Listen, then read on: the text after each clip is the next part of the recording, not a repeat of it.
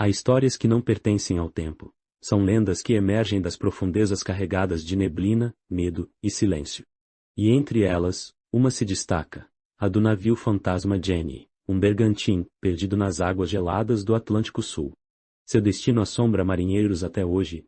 Ao longo dos séculos, muitos foram os navios fantasmas avistados por aqueles que desafiam os oceanos.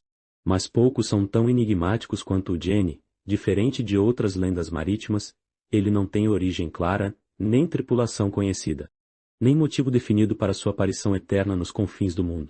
A história mais famosa sobre o Jenny surgiu no final do século XIX. Disse que por volta de 1840 ou talvez 1880, as datas são tão confusas quanto os fatos. Um navio foi encontrado encalhado no gelo próximo às Ilhas Malvinas. E ali, congelados em suas últimas posições, estava sua tripulação inteira, alguns sentados, outros em pé, todos com expressões de puro terror. Pareciam ter morrido olhando para algo no horizonte, algo terrível. No diário de bordo, escrito em letras trêmulas, lia-se: faz semanas que ela nos persegue, ela surge do nada, desaparece sob as ondas, não temos mais comida nem água nem esperança. Algo os caçava, algo imenso, imortal. Não há registros oficiais da existência desse navio, mas esse relato se espalhou como fogo no mar. Muitos acreditam que tenha sido inspirado em casos reais de naufrágios em regiões extremas, onde a natureza testa os limites da resistência humana. Outros juram que essa história é apenas uma das muitas formas pelas quais o mar tenta nos avisar: há lugares onde não devemos ir. Segundo o relato, essa coisa era uma criatura marinha colossal, nunca antes vista. Algo além da compreensão humana, uma sombra gigante que rondava o navio dia e noite, sem jamais atacar diretamente, até que o fez. Ou pelo menos é isso que diz a lenda. Mas será verdade? Historiadores afirmam que não há registros oficiais sobre esse naufrágio. Nenhum documento confirma a existência do Jenny. Mesmo assim, seu nome persiste na cultura marítima, como se fosse mais do que uma simples história. É possível que o mito do Jenny tenha surgido de múltiplos relatos de navios abandonados encontrados à deriva, alguns com tripulantes mortos sob circunstâncias inexplicáveis.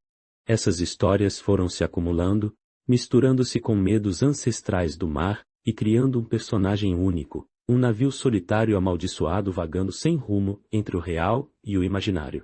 Ao longo das décadas, muitos relataram ver o Jenny navegando sozinho, envolto em névoa.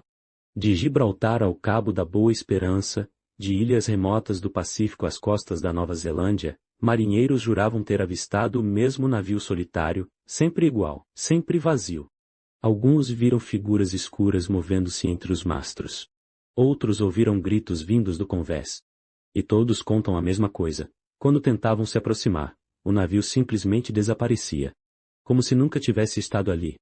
Os relatos variam, mas todos têm elementos em comum. O navio aparece em meio à névoa. Nunca responde aos sinais. Sempre parece estar à deriva sem rumo. E acima de tudo, causa um frio na espinha que vai além do medo natural de algo desconhecido. O mito do Jenny se mistura com outras lendas marítimas clássicas, como o holandês voador, o navio amaldiçoado que navega eternamente, ou até mesmo com histórias reais como a do Titanic, cuja tragédia também gerou relatos sobrenaturais. Essas histórias refletem nosso medo ancestral, o desconhecido, o vasto e incontrolável oceano, e aquilo que pode estar abaixo das ondas. Mas por que o Jenny continua vivo na memória coletiva? Talvez porque ele represente o que acontece com aqueles que ousam ir longe demais, onde a sanidade se dissolve e a realidade se desfaz.